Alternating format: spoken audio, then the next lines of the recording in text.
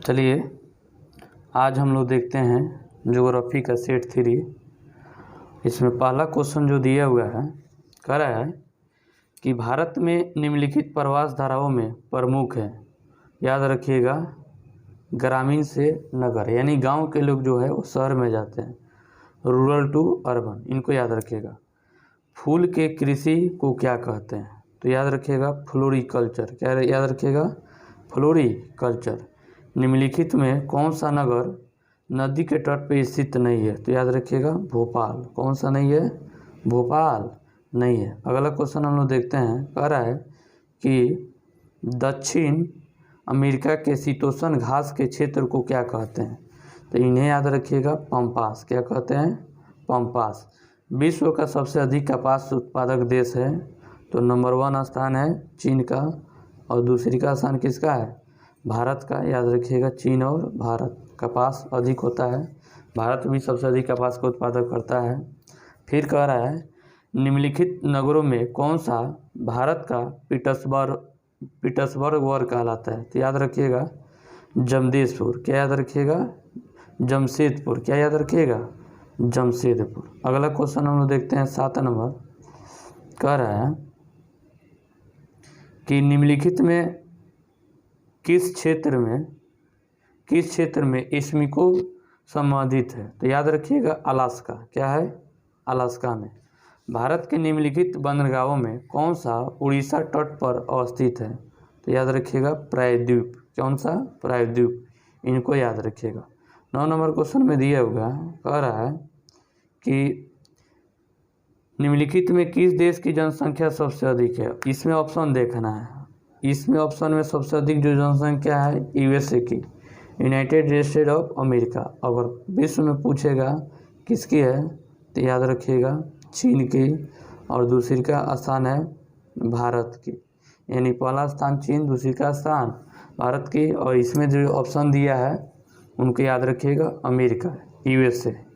कह रहा है कि निम्नलिखित में किसे मानव भूगोल का जनक कहते हैं? तो यह जो है राइटजेल को कहते हैं। किसे कहते हैं? और भूगोल का जनक किसे कहते हैं? हमबोल्ट को। किसे कहते हैं? हमबोल्ट को। इन्हें याद रखिएगा। अब देखिए निम्नलिखित में कौन सा नहीं है? यानी पीटर्सबर्ग लौह इस्पात, कैलिफोर्निया लौह इस्पात, बोकारो लौह इस्पात, ये तीनों है, यानी इनमें से कोई नहीं होगा। याद रखिएगा। चलिए 12 नंबर हम लोग क्वेश्चन देखते हैं। कह रहा है कि किस वर्ष जनगणना को जनसंख्या में महान विभाजक वर्ष कहलाता है? यानी किस वर्ष? समय आपको बताना है। ये बहुत अच्छा क्वेश्चन है, याद रखिएगा 1921 में। 1921 में याद रखिएगा। निम्नलिखित में किसे कहवा, चाय व रबर जैसी फसलें उगाई जाती है? तो याद रखिएगा बगानी कृषि। कौन सी? बगानी कृषि। याद रखिएगा। और 14 नंबर क्वेश्चन हम लोग देखते हैं। कह रहा है कि 2011 के जनगणना के अनुसार भारत का लिंगानुपात कितना है? इसमें दिया हुआ है 940, लेकिन होगा 943 यानी 2011 के जनगणना के अनुसार। यानी लिंगानुपात क्या होता है? तो याद रखिएगा लिंगानुपात बराबर होता है फीमेल बटा मेल, यानी महिलाओं की संख्या बटा पुरुषों की संख्या। भारत में 1000 पुरुषों पे जो महिलाओं की संख्या है वह है 943। याद रखिएगा। 1 नंबर क्लियर हो जाएगा। भारत कह रहा है भारत के किस शहर में हीरा तराशने का कार्य उद्योग है? तो याद रखिएगा सूरत। कहाँ पे है? सूरत में। कहाँ पे? सूरत में। तृतीय क्रियाकलाप से संबंधित है? तो ये तीनों है, परिवहन है, संचार और सेवाएं और परिवहन, यानी इनमें से सभी होगा। प्रथम क्रियाकलाप, द्वितीय क्रियाकलाप, तृतीय क्रियाकलाप और चौथा क्रियाकलाप, पंचम क्रियाकलाप। तो आप 3 तक ले देखिएगा। ऑब्जेक्टिव 1 नंबर 100 पूछा जाएगा, या सब्जेक्टिव में आपसे पूछा जाएगा प्रथम क्रियाकलाप क्या है, द्वितीय क्रियाकलाप क्या है, या तृतीय क्रियाकलाप क्या है। इनको याद रखिएगा। चलिए आगे चलते हैं हम लोग। कह रहे कि संसार में निम्नलिखित में से किसमें कुत्तों और रेडियर को भारवाहक के रूप में प्रयोग करते हैं? तो ये याद रखिएगा ऑप्शन में डुंडा प्रदेश में। कहाँ पे? डुंडा प्रदेश में, इनको याद रखिएगा। चलिए अगले क्वेश्चन हम लोग देखते हैं। कह रहा है कि साइबेरियन रेल मार्ग एशिया में, कहाँ पे? एशिया में, याद रखिएगा एशिया। बिहार में अति जल दोहन की तत्व के संकेंद्रण से कौन सा बीमारी होता है? आर्सेनिक, यानी तत्व की जल में जो तत्व की कमी पाई जाती है वो कौन है? आर्सेनिक। कौन सा? आर्सेनिक। बादाम पहाड़ किस खनिज के लिए प्रसिद्ध है? याद रखिएगा लोहा। किसके लिए? लोहा के लिए। किसके लिए? लोहा के लिए, याद रखिएगा। कह रहा है कि राउरकेला इस्पात संयंत्र किस देश के सहयोग से स्थापित किया गया है? तो यह अच्छा क्वेश्चन है, इनको याद रखिएगा। जर्मनी। कौन सा है? जर्मनी। जो बना है किस देश की सहायता से?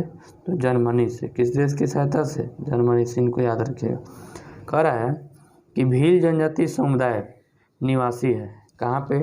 तो मध्य प्रदेश। कहाँ पे? मध्य प्रदेश में, याद रखिएगा।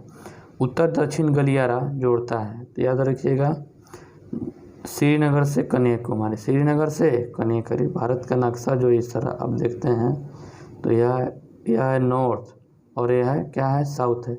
इधर जो लास्ट में जो पड़ता है इसे हम लोग बोलते हैं श्रीनगर, और यहाँ जो पड़ता है इसे हम लोग बोलते हैं कन्याकुमारी। यही जो है गलियारा जो है जोड़ता है, तो इन्हें याद रखिएगा, श्रीनगर और कन्याकुमारी। कह रहा है निम्नलिखित में से कौन सा भारत का सबसे बड़ा व्यापारिक साझेदार है?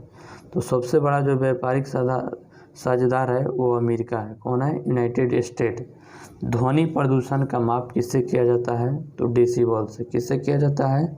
डेसीबल से। अगला क्वेश्चन है, इसको हम अच्छा से समझ जाते हैं।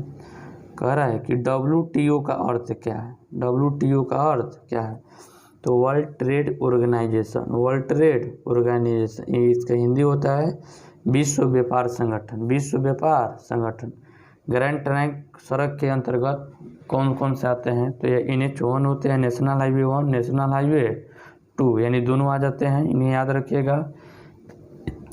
इसका ग्रैंड ट्रैक रूट का निर्माण किसने करवाया? शेरशाह सूरी ने। किसने करवाया?